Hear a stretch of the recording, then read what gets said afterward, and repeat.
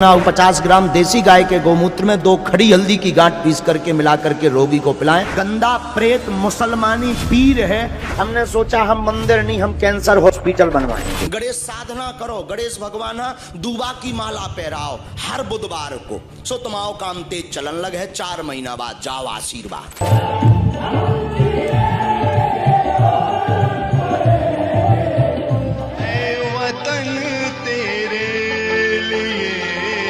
नमस्कार, इस खास कार्यक्रम में आपका स्वागत है। मैं हूं आरफा खानम शेरवानी। सबसे पहले मेरे चैनल के तमाम दर्शकों को गणतंत्र दिवस की बहुत बहुत शुभकामनाएं। गणतंत्र दिवस, द रिपब्लिक ऑफ इंडिया यानी भारत का संविधान। आज ऐसे दिन मैं आपको इस दिन की शुभकामनाएं दे रही हूं जब कहते हुए मेरा सर ऊंचा नहीं होता बल्कि मेरी आंखें नम होती हैं। इस गणतंत्र को बचाने के लाले पड़ रहे हैं। कौन बचाएगा इस गणतंत्र को और कैसे रक्षा होगी इस गणतंत्र की? अवनी बंसल का द वायर में लिखा हुआ ये खूबसूरत सा आर्टिकल आप भी पढ़िए और मैंने भी पढ़ा है, जिसमें वो कह रही हैं who gets to speak for the constitution. आखिर किसको बोलने की इजाजत है इस संविधान के लिए? इस संविधान के बारे में कौन बोलेगा? आगे वो लिखती हैं कि क्या ये संविधान, जब ये इसका कत्ल किया जा रहा है, इस पर असॉल्ट हो रहा है, जब ये रिपब्लिक का, जब ये जिक्र कर रही हैं इस गणतंत्र का, क्या हम 10, 20, 50 साल बाद जब ये पुरानी याद बन जाएगा ये गणतंत्र, तब हम इस बारे में बात करेंगे कि क्या जख्म दिए जा रहे हैं भारत की इस धरती को, इस गणतंत्र को? गण का तंत्र, आम आदमी का सिस्टम। लेकिन यहाँ पर जिस तरह से सिस्टम जितना बदतरीन, जितना बदसूरत होता जा रहा है, ये शुभकामनाएं देते हुए भी कहीं ना कहीं मेरे होंठ लरज रहे थे, मेरी आंखें नम हो रही थीं। वो कहती हैं कि इस सिटीजन को, इसी नागरिक को अभी बोलना होगा, जैसा वो देख रहा है वैसा उसको बोलना होगा। उमर खालिद का वो जिक्र करती हैं, नेहा राठौड़ का वो जिक्र करती हैं, बात करती हैं कैसे कफ सिरप से बच्चों की मौत हो रही है, कैसे जहरीला पानी पीने से 1 दर्जन से ज्यादा लोग मारे जाते हैं। इन तमाम बातों के अलावा जो बात अब मैं आपके सामने रखने जा रही हूँ, वो ऐसा लगता है कि इस गणतंत्र की बस एक कसर बाकी है, कि बस मैयत उठानी बाकी है। आप सोचिए, दुनिया का सबसे बड़ा लोकतंत्र, 140 करोड़ से ज्यादा लोग, और ये ढोंगी बाबा इस ढोंगी बाबा की शरण में पहुंच गए हैं। कोई और नहीं, हमारे फौजी। हमारे फौजी जिन पर हमें गुमान है, जिन पे हमें गर्व है, जिन पे हमें फख्र है, वो जागते हैं तो हम सोते हैं। हमारे भूगोल की रक्षा करने के अलावा हमारे संप्रभुता की वो रक्षा करते हैं।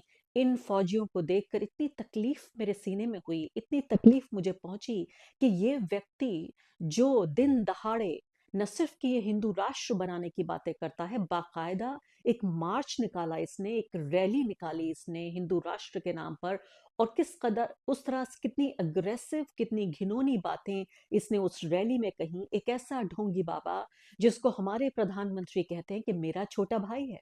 सिर्फ इतना ही नहीं कि वो कहते हैं छोटा भाई है, बल्कि उसके अस्पताल का इनॉग्रेशन करने के लिए भी हमारे प्रधानमंत्री पहुंच जाते हैं। और शायद यही एक खास वजह है कि क्यों अब हमारे आर्म्ड फोर्सेस, आप सोचिए, हमारे फौजी, सेना किसी बीजेपी की नहीं होती, कांग्रेस पार्टी की नहीं है, समाजवादी पार्टी की नहीं है, आरजेडी की नहीं है, किसी आइडियोलॉजी की नहीं है। ये सेना मेरी है, आपकी है, हमारी है, हमारे देश की है। 140 करोड़ लोगों की रखवाली के लिए ये सेना तैनात की गई है देश के अलग अलग बॉर्डर्स पर। और इस सेना को जब मैं देखती हूँ, ये वीडियो अपनी स्क्रीन पर आपको दिखाऊंगी अभी, कि यहाँ देशभक्ति के गाने गाने के लिए इनको यही मिला था, धीरेन्द्र शास्त्री मिला था हमारे फौजियों को। माफ कीजिएगा, लेकिन मुझे बहुत अफसोस हुआ, और मैं सोच रही थी कि ये जो अंध राष्ट्रवाद है या बहुसंख्यकवाद है, इसकी आंधी, मुझे नहीं लगता था कभी हमारे आर्म्ड फोर्सेस तक, कभी हमारी फौज तक, हमारी सेना तक पहुंच पाएगी। लेकिन ऐसा लगता है कि उससे ये अछूते नहीं हैं। देखते हैं वीडियो।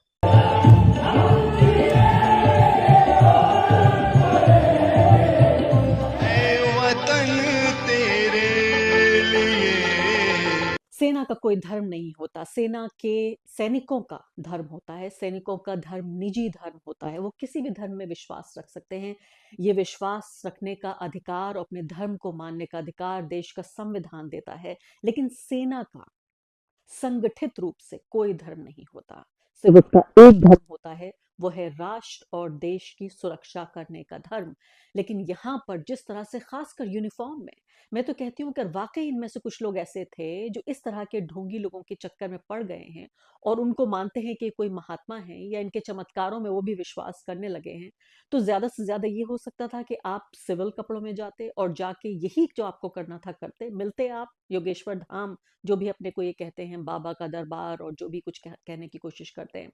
लेकिन इस जैसे व्यक्ति को जो सीधे तौर पर संविधान की अवहेलना करता है, भारत का संविधान ये कहता है कि वो एक धर्मनिरपेक्ष संविधान है, वो एक लिबरल यानी कि पूरे तरीके से नर्म संविधान है, यानी एक मॉडरेट संविधान है। वो किसी धर्म की बात नहीं करता, हमारे देश और हमारे संविधान का कोई धर्म नहीं है। लेकिन ये व्यक्ति जो कि दिन दहाड़े खुल्लम खुल्ला हजारों लाखों की भीड़ लेकर इस उदारवादी संविधान के चरित्र को एक हिंदू राष्ट्र में तब्दील करना चाहता है, इसको एक धर्म की पहचान देना चाहता है, उस व्यक्ति के पास जाकर, उस व्यक्ति के दरबार में जाकर बाकायदा ट्वीट कर रहा है गर्व से, ये ट्विटर हैंडल गर्व से ट्वीट कर रहा है कि देखिए फौजी आकर यहाँ पर दरबार में मौजूद हैं, यहाँ धाम में मौजूद हैं। ये कहने की कोशिश हो रही है। तो मैं ये कह रही हूँ कि संविधान की रक्षा करना हमारी फौज का काम है, हमारी तीनों सेनाओं का काम है। और यही फौज की रक्षा करने वाले लोग उन लोगों के दरबार में जा रहे हैं, उन लोगों की शरण में जा रहे हैं, उनको अपना आइकन दिखाने की कोशिश कर रहे हैं, जो लोग दिन दहाड़े हमारे संविधान की हत्या कर रहे हैं। यहाँ तो हद ये हो गई कि मुझे लगता था ये आखिरी कसर जो बाकी है हमारे संविधान को उस हद तक पहुंचाने की, जहां मैंने कहा कि सिर्फ मातम करने का और मैयत उठाने का सिर्फ वक्त आ गया है कि इस रिपब्लिक के लिए, इस गणतंत्र के लिए रोया जाए। दिल दुख रहा है कि सिर्फ शायद सेनाएं, हमारी आर्म्ड फोर्सेस एक ऐसा इंस्टीट्यूशन बाकी था जिसमें अभी तक धर्म का मिक्सचर नहीं हुआ था। हमारे पड़ोस में आप देख लीजिए, पाकिस्तान को देख लीजिए, बांग्लादेश को देख लीजिए, और भी बहुत सारी मिसालें हैं जहां हुकूमत के मातहत सेनाएं काम करती हैं और उन राष्ट्रों का, उन देशों का हमने हश्र देखा है कितना खराब होता है। आज मैं बहुत अफसोस के साथ मुझे कहना पड़ा, एक छोटी सी ये झांकी जरूर है और बड़ा आउटरीच नजर आ रहा है, उन लोगों के जरिए भी आउटरीच हो रहा है जो तथाकथित रूप से इस सरकार का समर्थन करते हैं। यानी कुछ तो ऐसा है जो बहुत खराब हुआ है, उन लोगों को भी खल रहा है जो भाजपा का समर्थन करते हैं। इस तरह के लोग भी ट्वीट कर रहे हैं कि ये नहीं होना चाहिए। हमारे आर्म फोर्सेस, हमारी सेना का कोई मजहब नहीं है, सैनिक का मजहब हो सकता है। वो यूनिफॉर्म पहनकर किसी भी ढोंगी बाबा के दरबार में जाए तो दिल को तकलीफ होती है, संविधान को नुकसान पहुंचता है, लोकतंत्र कमजोर होता है और एक तरह से पूरा एक ऐसा माहौल पैदा होता है जिसमें विश्वास करना बहुत मुश्किल हो जाए। मैं आपको याद दिलाना चाहती हूँ, ये वही व्यक्ति है जो लव जिहाद के झूठे आरोप गढ़ता है, ये वही व्यक्ति है जो हिंदुओं से ज्यादा बच्चे पैदा करने की बात करता है, ये वही व्यक्ति है जो बेहद सांप्रदायिक कम्युनल बयानबाजी करता है, ये वही व्यक्ति है जो खासकर भाजपा के लिए, हालांकि दूसरी पॉलिटिकल पार्टियां भी बहुत ज्यादा अपने जुर्म से रिहा नहीं हो सकती, अलग नहीं हो सकती। कांग्रेस पार्टी तक ने, कमलनाथ मुझे याद आ रहा है किस तरह से अलग अलग लोगों ने इस व्यक्ति की लोकप्रियता का फायदा उठाने की कोशिश की है। मैं यहाँ पे सिर्फ बीजेपी को इल्जाम नहीं देना चाहती, लेकिन यहाँ बीजेपी पर मैं इसलिए वापस आना चाहती हूँ क्योंकि ज्यादातर राज्यों में उन्हीं की सरकारें हैं, देश में उनकी सरकार है, प्रधानमंत्री नरेंद्र मोदी उनको छोटा भाई कहते हैं। और ये व्यक्ति मुस्लिम विरोधी बातें करने के अलावा, संविधान विरोधी बातें करने के अलावा पूरे तरीके से अंधविश्वास फैलाता है ये व्यक्ति। ये तस्वीरें आप स्क्रीन पर देख रहे हैं, ऐसा लगता है कि ये कोई ऐसे लोग हैं जो दीवाने हैं, पागल हैं, इनका दिमाग का संतुलन खो बैठा है। सिर्फ समझने की बात यह है कि साइंस आपको बताती है कि ये मेंटल हेल्थ पेशेंट है, अगर इनका इलाज होगा तो ये लोग दुरुस्त हो जाएंगे, इनकी दिमागी सेहत ठीक हो जाएगी। लेकिन यहाँ पर ये बताने की कोशिश हो रही है कि इस बाबा के आप ले आइए दरबार में तो सब कुछ ठीक हो जाएगा। इसके अलावा ये बाबा ये कहते हुए भी पाया गया कि कैंसर का इलाज वो कर सकता है गौमूत्र के जरिए। यहाँ पर वीडियो वायरल किए जा रहे थे और कहा जा रहा था कि एक ऐसा व्यक्ति उनके पास आया, वो कहता है कि गुरुजी, बाबा जी, मेरे माँ को स्टेज 4 कैंसर है और आप, वो कहते हैं कि हाँ ठीक है हमारे पास ले आओ, और वो गौमूत्र से उसको ठीक करने का दावा कर रहे हैं।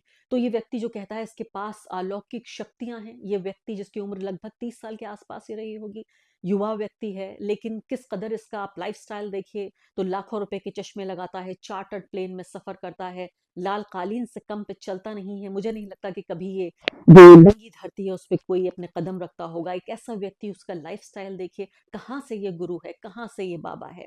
इस तरह के बाबा और इस तरह के नेता, इन सब का एक मिलन, एक संगम हो गया है, एक गठजोड़, जो सीधे तौर पर सिर्फ उनका एक ही मकसद है, हमारे जो लोकतंत्र है, जो धर्मनिरपेक्ष और उदारवादी जो लोकतंत्र है, जो सबको बराबर अधिकार देता है, उसकी हत्या करना सिर्फ इनका एक ही मकसद है। सिर्फ इतनी ही ये घटना होती तो शायद काफी नहीं था, काफी था, लेकिन आप ये देखिए, बुल्ले शाह, बाबा बुल्ले शाह की मजार पर उसको नुकसान पहुंचाया गया है। जी हाँ, वही बुल्ले शाह जिनका कोई धर्म नहीं है। पंजाब में पैदा हुए बुल्ले शाह कई सौ साल पहले 17वीं-18वीं शताब्दी के दौरान, और उस दौरान उन्होंने बाकायदा भगवान के पूरे सारे भगवानों को का एक तरह से उन्होंने मजाक उड़ाया, और उन्होंने अपने अंदर झांकने की, आध्यात्म की, एक तरह से कहा जाए, वो इस कोशिश की कि आध्यात्म ही असली धर्म है, आध्यात्म की ही कोशिश करनी चाहिए। बुल्ले शाह के मजार पर ये उग्रवादी, ये गुंडे इस तरह से देखिए तमाम तोड़फोड़ उन्होंने की है। देख लेते हैं वीडियो।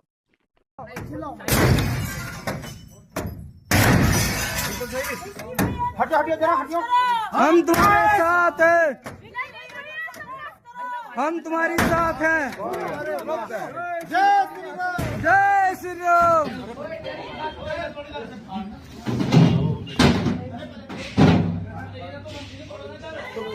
निर्माण कर सगड़ा ऐसी छोटी मोटी मीनार होगी।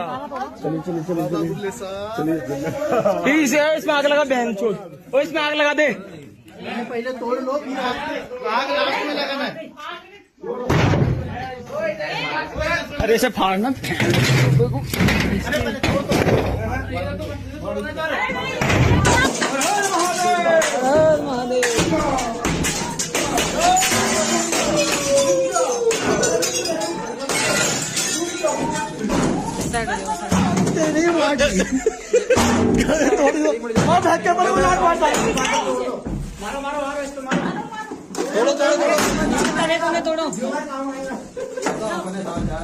अरे सब तोड़ो।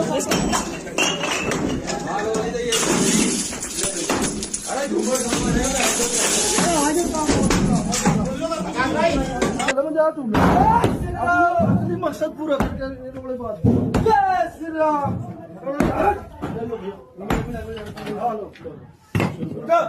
जय श्री राम। जय बजरंगबली की जय। जय बजरंगबली। जय श्री राम। जय श्री राम। जय श्री राम। जय श्री राम।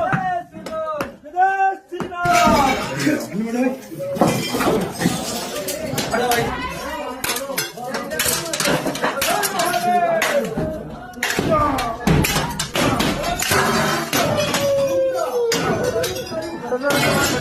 मार, देख के मार। जय श्री राम।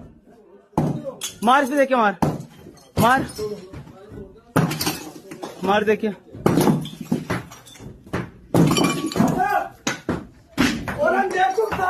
और आगे बढ़ने से पहले एक अदना सी गुजारिश कि आप मेंबर बनिए मेरे चैनल का आरफा खानम शेरवानी। अगर आप मेंबर बनते हैं, आपके समर्थन से आप मेरा हाथ मजबूत करेंगे, इतना मजबूत कि मैं सत्ता का कॉलर पकड़ के सवाल पूछ सकूंगी, और जो हमारे समुदाय में हाशिए के जो तबके हैं उनकी आवाज़ उठा सकूंगी। आप यकीन जानिए, आपका एक छोटा सा सहयोग मेरे लिए इतना बड़ा होगा जिसके लिए आप अंदाजा भी नहीं लगा सकते।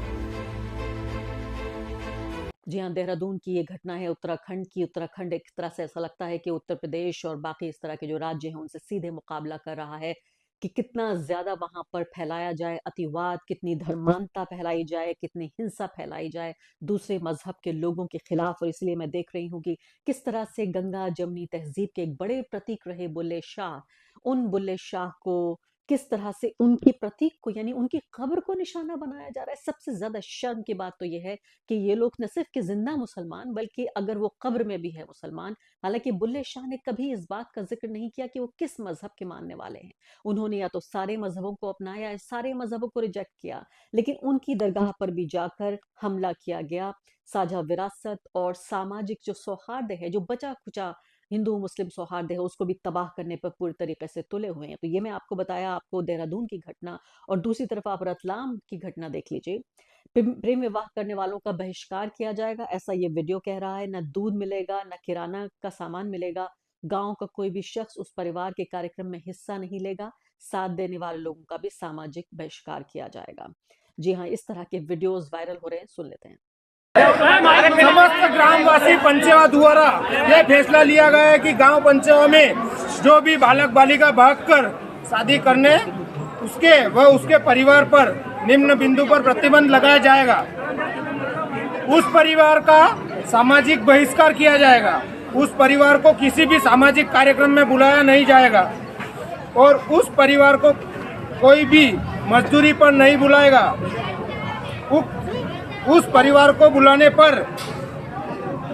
बुलाने पर भी अगर कोई बुलाएगा तो उस पर भी सामूहिक प्रतिबंध दिया जाएगा। लव मैरिज करने वाले बालक बालिकाओं का परिवार बहिष्कार किया जाएगा। भागकर शादी करने वाले परिवार के घर ना कोई दूध देने या अन्य सामग्री देने लेने नहीं जाएगा। उक्त परिवार का खेत कोई भी लीज पर नहीं रखेगा।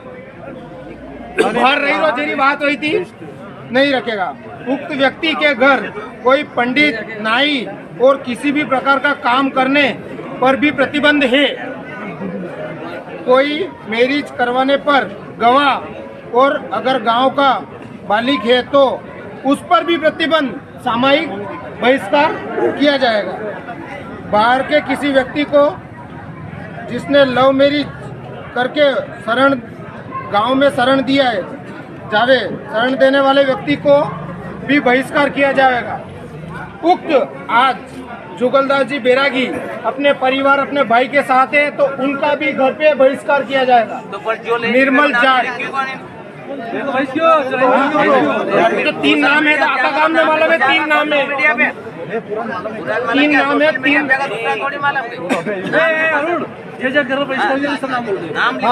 लो पहला आरती करना है।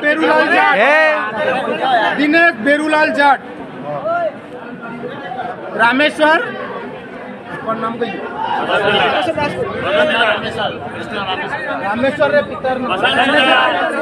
रामेश्वर पेंटर, दूसरा रामेश्वर पेंटर और तीसरा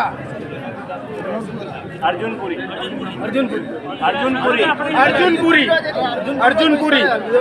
इन तीनों का बहिष्कार है। इसमें जुगलदास जी बैरागी अपने भाई के साथ हैं तो उनका भी बहिष्कार किया जाता है।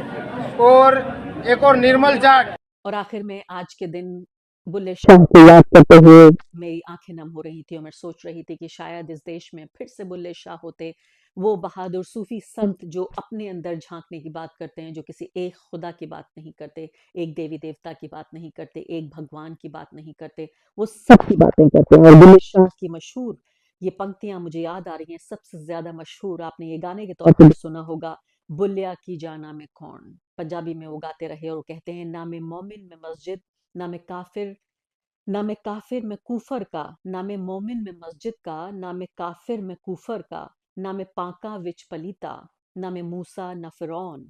यानी कि आप आदमी को जाति धर्म से ऊपर उठकर अपने अंदर खुद को जानने की जरूरत है। और दूसरी जो मस्जिद मंदिर पर भी उन्होंने कुछ पंक्तियां कही और वो कहते हैं, मस्जिद ढा दे मंदिर ढा दे जो कुछ ढईदा, पर किसी का दिल ना ढा रब दिलों में रहदा।